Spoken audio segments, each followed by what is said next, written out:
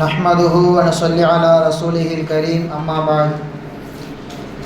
அல்லாஹ் ஜல்ல ஷானஹு தஆலா தன்னுடைய திருமுறை குர்ஆனிலே மனித சமூகத்திற்கு தேவையான எல்லா விதமான சட்டத்திட்டங்களையும் அவ்வப்போது மனிதன் தெளிவு பெற வேண்டும் என்று உதாரணங்களையும் சில சம்பவங்களை கூறி மனிதர்களுக்கு விழிப்புணர்வு ஏற்படுத்த வேண்டும் என்கின்ற அடிப்படையில் பலவிதமான நோக்கங்களுக்காக வேண்டி அல்லாஹு தஆலா திருக்குர்ஆனை இறக்கி அருளினான்.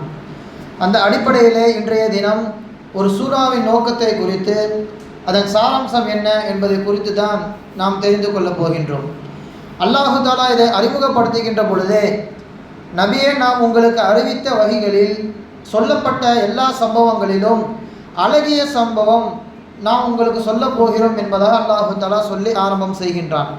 அல்லாஹ்வின் வார்த்தையில் சொல்வதானால், நஹ்னு நகுஸ்ஸு அலைக அஹ்ஸனல் கஸஸி பிமா அவ்ஹைனா இலைக ஹாதல் குர்ஆன். இந்த குர்ஆனிலே நாம் கூறிய வகைகளில் சொல்லப்பட்ட சம்பவங்களில் அஹ்ஸனுல் கஸஸ், அழகிய ஒரு சம்பவத்தை நாம் இப்போது உங்களுக்கு சொல்லப் போகிறோம் என்று அல்லாஹு தஆலா சொல்லி சூரா யூசுஃபை முழுமையாக அல்லாஹ் சுப்ஹானஹு வ தஆலா இறக்கி அருளுகிறான். இந்த சூரா இறங்குவதற்கான காரணம் என்ன என்று நாம் பின்புலத்தை பார்த்தால், இமாம் பெருமக்கள் முக்கியமான 3 விஷயங்களை குறிப்பாக நமக்கு தருகிறார்கள். இந்த சூரா இறங்கிய காலகட்டம் என்னவென்றால், அந்த வருடத்திலே அபூ தாலிப் அவர்கள் வஃபாத் ஆகிறார்கள், மனைவி ஹதீஜா அம்மையார் வஃபாத் ஆகிறார்கள். சரி, இங்குள்ள மக்கள் தான் ஈமான் கொள்ள மாட்டுகிறார்கள், நாம் பக்கத்து ஊருக்கு சென்று தாயிஃபுக்கு சென்று அங்குள்ள மக்களுக்கு நாம் அழைப்பு கொடுப்போம் என்று செல்ல அங்குள்ள மக்களும் கல்லை கொண்டு அடித்து விரட்டுகிறார்கள். இப்படி அந்த ஒரு வருடத்திலே பலவிதமான சங்கடங்களை ஸல்லல்லாஹு அலைஹி வஸல்லம் அவர்கள் அனுபவிக்கிறார்கள். இதுவெல்லாம் அவர்கள் மறக்க வேண்டும் என்பதற்காக வேண்டி அல்லாஹு தஆலா சூரா யூசுஃபை கொடுத்து அதில் உள்ள சில சம்பவங்களை கூறி பெருமானார் ஸல்லல்லாஹு அலைஹி வஸல்லம் அவர்கள் அல்லாஹு தஆலா ஆசுவாசப்படுத்துகிறான். இது முதலாவது காரணம்.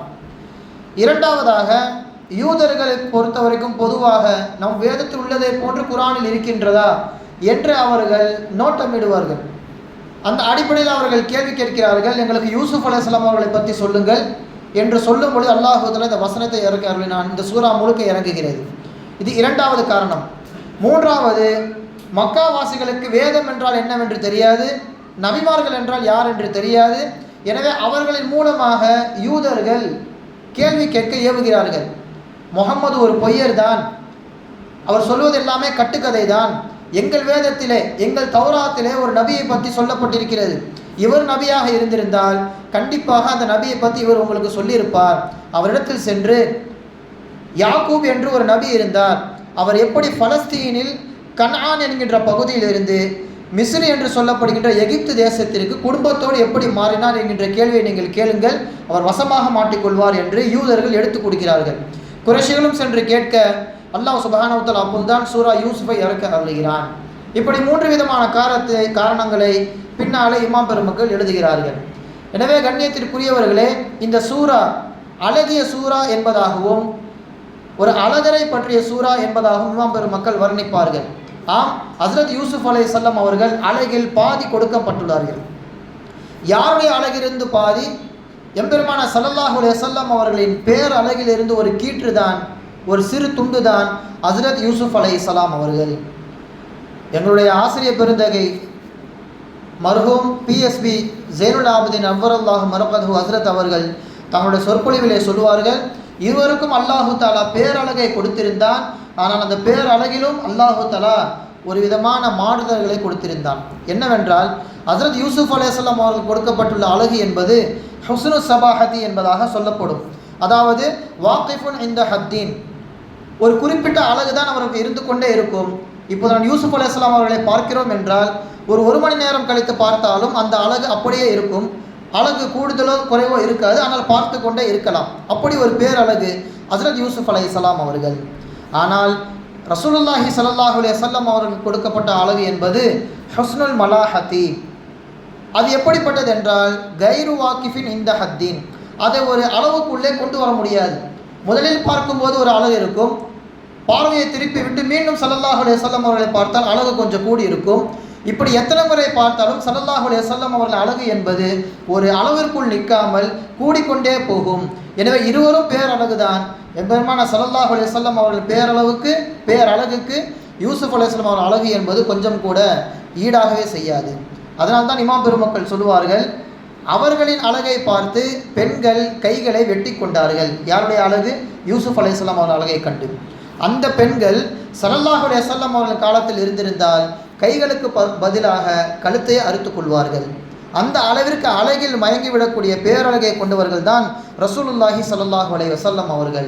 எனவே இந்த சூரா ஸல்லல்லாஹு அலைஹி வஸல்லம் அவர்கள் பேரழகை மேலோங்க செய்கிறது என்று இமாம் பெருமக்கள் சொல்லி காண்பிக்கிறார்கள். நமக்கு வாழ்க்கையில் பலவிதமான கஷ்டங்கள் இருக்கலாம்.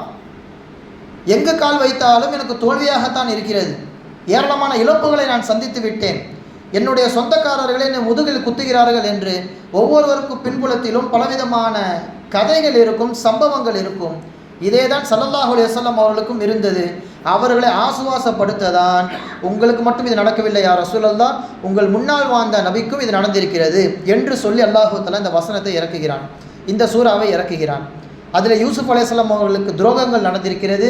யாரின் மூலமாக? தன்னுடைய சொந்த சகோதரர்கள் மூலமாக. தன்னுடைய 10 சகோதரர்கள் சேர்ந்து தான் யூசுப் அலைஹிஸ்ஸலாம் அவர்களை கிணற்றிலே தள்ளுகிறார்கள். அவர்கள் செய்த முதலாவது துரோகம் இது. இரண்டாவது, கிணற்றில் தள்ளிவிட்டு கல்லை தூக்கி போட்டு கொல்ல பார்த்தார்கள். இருப்பினும் அவரை அப்படியே விட்டு விடலாம் என்று இன்னொரு சகோதரர் தடுத்து விட்டார். இது இரண்டாவது இரக்கமற்ற செயல். அந்த வழியாக சென்ற வழிப்போக்கர்கள் தண்ணீர் எடுப்போமே என்று கிணற்றில் வாளிவிட அதன் வழியாக யூசுப் அலைஹிஸ்ஸலாம் அவர்கள் மேலே ஏறி வருகிறார்கள்.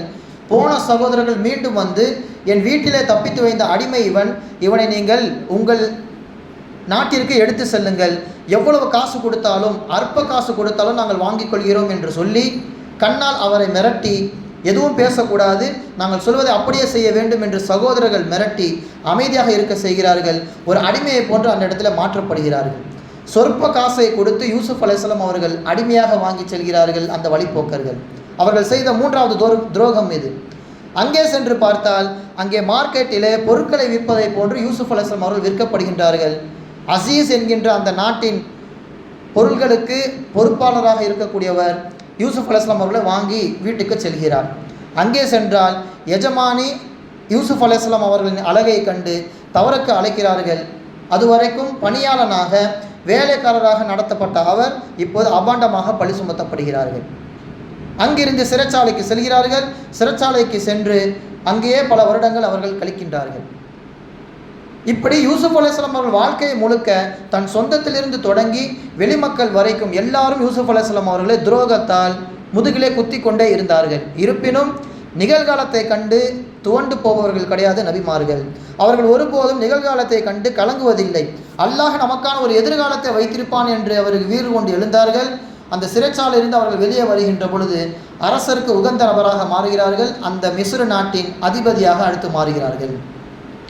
காலம் ஒவ்வொருவருக்கு அல்லாஹு தஆலா சுழற்றி கொண்டே இருப்பான். தில்கல் ஐயாம் நுதாவிலஹா என்பதாக குர்ஆனில் வரும். இப்போது இருக்கின்ற காலம் எல்லோருக்கும் ஒரே போன்று இருக்காது.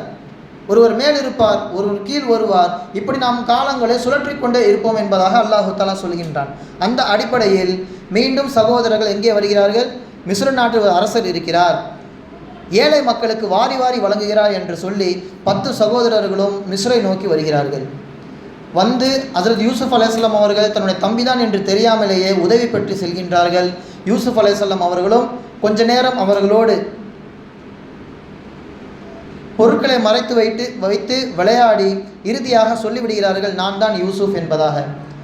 மீண்டும் இந்த சகோதரர்கள் ஊருக்கு சென்று கனான் என்கின்ற பகுதிக்கு சென்று தந்தை யாக்கூப் அலைஹிஸ்ஸலாம் அவரிடத்திலே சொல்லி அவர்களை மீண்டும் அங்கிருந்து மிஸ்ருக்கு அழைத்து வருகின்றார்கள்.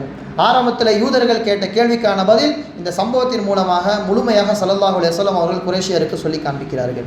இதுவெல்லாம் சொல்லிவிட்டு அல்லாஹு தஆலா சொல்கின்றான், இப்படி சொந்தத்திலிருந்தே அவர்களுக்கு கஷ்டம் வந்திருக்கிறது யா ரசூலல்லாஹ், உங்கள் கூட்டத்தார் உங்களை கஷ்டப்படுத்தினால் நீங்கள் கவலைப்படாதீர்கள், அதை கடந்து சென்று விடுங்கள் என்பதாக அல்லாஹு தஆலா அவர்களுக்கு ஒரு ஆறுதலாக இந்த சூறாவை இறக்கி அருளினான். இந்த சூறாவிலேய இன்னொரு சிறப்பு அம்சத்தை நீங்கள் பார்த்தால் தெரியும். ஒரு இடத்திலும் கூட சொர்க்கம் நரகத்தை பற்றி அல்லாஹு தஆலா சொல்லியதே கிடையாது. இதெல்லாம் செய்தால் சொர்க்கம் கிடைக்கும், இதுவெல்லாம் நீங்கள் செய்தால் நரகம் கிடைக்கும் என்று எல்லா சூறாக்களும் அல்லாஹு தஆலா சொல்வதுண்டு. இந்த சூறாவில் மட்டும்தான் அல்லாஹு தஆலா சொர்க்கம் நரகம் என்கின்ற வார்த்தையை பயன்படுத்தவில்லை. குர்ஆனில் அதிகமாக சொல்லப்பட்ட நபி யார் என்று நீங்கள் கேட்டால் மூசா அலைஹிஸ்ஸலாம் அவர்களை எடுத்துக்கொள்ளலாம். நிறைய இடங்களில் சொல்லப்பட்டிருக்கிறது, ஆனால் முழுமையாக சொல்லப்படவில்லை. அவர்கள் குழந்தையாக இருந்தபோது என்ன நடந்தது, பிறகு அவர்கள் தெரியாமல் ஒரு கொலை செய்தார்கள், பிறகு அந்த ஊரை விட்டு சென்றார்கள், திருமணம் முடிந்தது, ஃபிரௌனை கொண்டார்கள், மக்களை அந்த கடலை பிளந்து அழைத்து சென்றார்கள் என்று மூடலாக பல இடங்களில் வரும், முழுமையாக சொல்லப்பட்டிருக்காது. ஆனால் ஒரே சூறாவில் அவர்களுடைய சிறுவயது முதல் வாலிபம் எப்படி இருந்தது, அவர் அரசராக இருக்கும்போது என்ன செய்தார், அவருடைய வஃபாத்து வரைக்கும் முழுமையாக சொல்லப்பட்ட ஒரு நபி என்றால் அது யூசுப் அலைஹிஸ்ஸலாம் அவர்கள் மட்டும்தான் என்று இமாம் பெருமக்கள் இதற்கான விளக்கங்களை கூறுவார்கள்.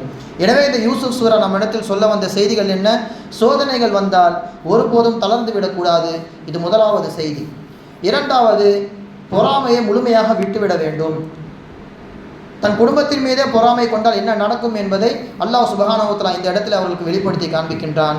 மூன்றாவது, வருகின்ற சோதனைகளை ஏற்றுக்கொள்ள வேண்டும், சபுரு செய்ய வேண்டும்.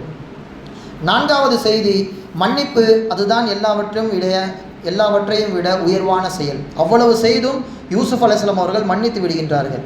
என்னுடைய சகோதரர்களுக்காக வேண்டி நான் அல்லாஹ்விடத்தில் பாவ மன்னிப்பு தேடுகிறேன் என்று முழுமையாக சகோதரர்களை மன்னிக்கும் குணம் இந்த இடத்துல மேலோங்கி காணப்படுகிறது. இது நான்காவது செய்தி. ஐந்தாவது, அல்லாஹு தஆலா ஒரு திட்டம் தீட்டுகின்றான் என்றால் ஆரம்பத்தில் மனித பார்வைக்கு அது சாதாரணமாக தெரியும், ஆனால் அது இறுதி முடிவு என்பது அல்லாஹ் ஒருவன் மட்டுமே அறிவான். எனவே நாம் நமக்கு வருகின்ற சோதனைகளையும் கஷ்டங்களையும் உறவுமுறைகள் சொல்கின்ற எல்லா விதமான குத்தல் பேச்சுகளையும் பொறுத்து கொள்ள வேண்டும். எதிர்காலம் அல்லாஹு தஆலா நமக்கு சிறப்பாக வைப்பான் என்பதுதான் இந்த சூரா யூசுஃபிலே நமக்கு கிடைக்கின்ற மிக முக்கியமான விஷயங்கள். எல்லாம் அல்லாஹ் சுப்ஹானஹு வ தஆலா சொன்னதின்படியும் கேட்டதின்படியும் அமல் செய்வதற்கு தௌஃபீக் செய்வானாக. வ ஆகிரு தஅவானா அனில் ஹம்துலில்லாஹி ரப்பில் ஆலமீன். அஸ்ஸலாமு அலைக்கும் வரஹ்மத்துல்லாஹி வபரகாத்துஹு.